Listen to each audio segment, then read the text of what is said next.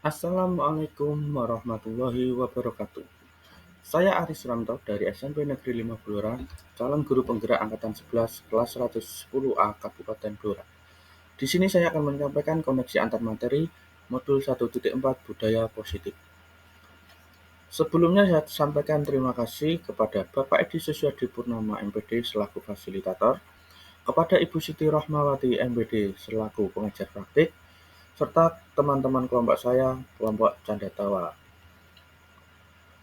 Pada modul 1.4 ini, saya mengambil kesimpulan bahwa saya sebagai guru harus dapat berperan dalam menciptakan budaya positif di sekolah dengan menerapkan konsep-konsep inti seperti disiplin positif, keyakinan kelas, motivasi perilaku manusia, 5 posisi kontrol guru, dan segitiga restitusi, sehingga dapat mencapai visi pribadinya yang diwujudkan dalam prakarsa perubahan yang tujuan utamanya adalah pendidikan yang berpihak pada murid sesuai filosofi pendidikan Ki Hajar Dewantara.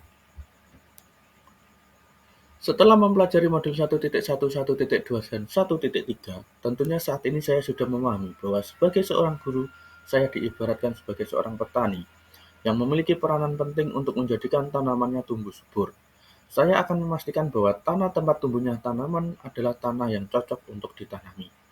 Sekolah diibaratkan sebagai tanah tempat bercocok tanam, sehingga guru harus mengusahakan sekolah jadi lingkungan yang menyenangkan, menjaga dan melindungi murid dari hal-hal yang tidak baik. Dengan demikian, karakter murid tumbuh dengan baik.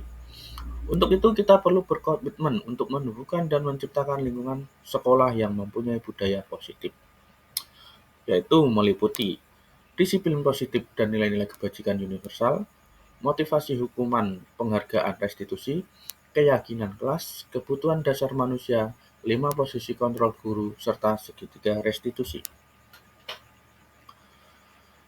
Di dalam budaya kita, kata disiplin selalu dimaknai menjadi sesuatu yang memaksakan kepatuhan dan menghubungkannya dengan ketidaknyamanan. Kata disiplin juga sering dihubungkan dengan hukuman, padahal itu sungguh berbeda. Karena belajar tentang disiplin positif tidak harus dengan memberi hukuman, karena itu justru adalah salah satu alternatif terakhir dan jika perlu tidak perlu digunakan sama sekali. Tujuan dari disiplin positif adalah menanamkan motivasi yang ketiga pada murid, yaitu untuk menjadi orang yang mereka inginkan dan menghargai diri sendiri dengan nilai-nilai yang mereka percayai. Nilai-nilai kebajikan universal sendiri berarti nilai-nilai kebajikan yang disepakati bersama. Nilai-nilai itu merupakan payung besar dari sikap dan perilaku kita. Nilai-nilai kebajikan adalah sifat-sifat positif manusia yang merupakan tujuan mulia yang ingin dicapai setiap individu. Salah satu contohnya adalah nilai yang ada pada profil pelajar Pancasila, meliputi beriman dan bertakwa pada Tuhan Yang Maha Esa, berakhlak mulia, mandiri, bernalar kritis, berkebinekaan global, bergotong royong, dan kreatif. Tiga motivasi perilaku manusia meliputi untuk menghindari ketidaknyamanan atau hukuman, untuk mendapatkan imbalan atau penghargaan dari orang lain, untuk menjadi orang yang mereka inginkan dan menghargai diri sendiri dengan nilai-nilai yang mereka percaya. Hukuman biasanya bersifat tiba-tiba, tidak terencana, sementara disiplin dalam bentuk konsekuensi sudah terencana atau sudah disepakati bersama. Penghargaan ataupun hukuman adalah cara-cara mengontrol perilaku seseorang yang menghancurkan potensi seseorang tersebut. Karena idealnya dalam tindakan belajar, penghargaan sesungguhnya adalah tidak adanya hukuman.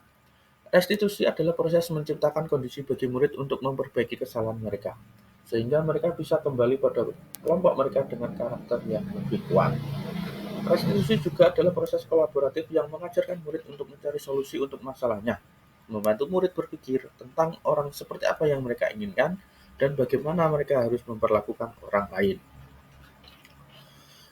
Keyakinan kelas adalah nilai-nilai keselamatan atau kesehatan dalam suatu kelas. Nilai-nilai kebajikan universal yang disepakati secara tersirat dan tersurat, lepas dari latar belakang suku, negara, bahasa, maupun agama. Ketika membuat keyakinan kelas, harus diawali dengan diskusi peraturan kelas yang dibuat, disepakati, dan dilaksanakan secara bersama-sama oleh para murid dan guru. Kemudian dari kalimat-kalimat peraturan tersebut diintisarikan atau disimpulkan bersama-sama sesuai nilai-nilai kebajikan universal.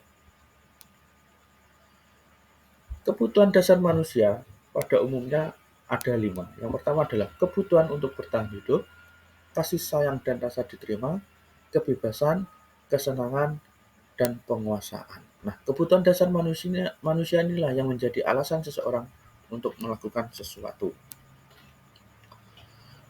5 posisi kontrol guru yang harus dipahami oleh seorang guru adalah sebagai penghukum, sebagai pembuat rasa bersalah, sebagai pembuat teman, sebagai pemantau, dan sebagai manajer. Dalam menerapkan disiplin positif, kita harus dapat menggunakan segitiga restitusi. Yang pertama adalah menstabilkan identitas, yang kedua adalah validasi tindakan yang salah, yang ketiga adalah menanyakan keyakinan. Budaya positif dapat tercipta di sekolah sehingga sekolah tersebut akan dapat dengan mudah mewujudkan tujuan pendidikan yang sesuai filosofi Ki Hajar Dewantara, yaitu pendidikan yang berpusat pada murid melalui pendidikan yang menuntun perkembangan murid sesuai kodrat alam dan kodrat zamannya. Budaya positif dapat tercipta di kelas atau sekolah jika seorang guru memiliki serta menerapkan nilai dan peran guru penggerak, serta guru itu dapat melakukan kolaborasi dengan semua warga sekolah melalui komitmen bersama. Seorang guru dapat mewujudkan budaya positif karena tujuan guru penggerak yang dituangkan dalam sebuah visi dan harus dilaksanakan dalam bentuk prakarsa perubahan yang memiliki tujuan utama adalah menciptakan budaya positif tersebut dalam bentuk lingkungan yang nyaman, aman, dan iklim sekolah yang berpihak pada murid, sehingga dapat mencapai tujuan pendidikan yang salah satunya adalah murid yang berkarakter profil pelajar Pancasila. Refleksi pemahaman modul 1.4 Budaya Positif. Setelah saya mempelajari modul 1.4 tentang budaya positif ini, cara berpikir saya mengalami perubahan yang awalnya saya pikir bahwa untuk mendisiplinkan anak itu hanyalah lewat hukuman, ternyata cara itu salah. Ada banyak cara untuk menumbuhkan disiplin positif hukuman. Hukuman itu adalah cara yang terakhir dan sebisa mungkin dihindari. Setelah mengetahui hal itu, saya mulai menerapkan cara-cara yang diajarkan pada modul 1.4 dalam menerapkan budaya positif di kelas maupun di sekolah saya. Pengalaman saya dalam menerapkan konsep budaya positif di sekolah maupun di kelas saya adalah dulu ketika murid saya melakukan sebuah kesalahan, saya langsung marah-marah. Namun sekarang, seperti kemarin ketika ada murid saya yang menangis karena diganggu temannya, saya menyelesaikan permasalahan tersebut dengan menggunakan segitiga restitusi. Perasaan saya ketika melakukan konsep-konsep itu, saya merasa bahagia. Saya senang sekali.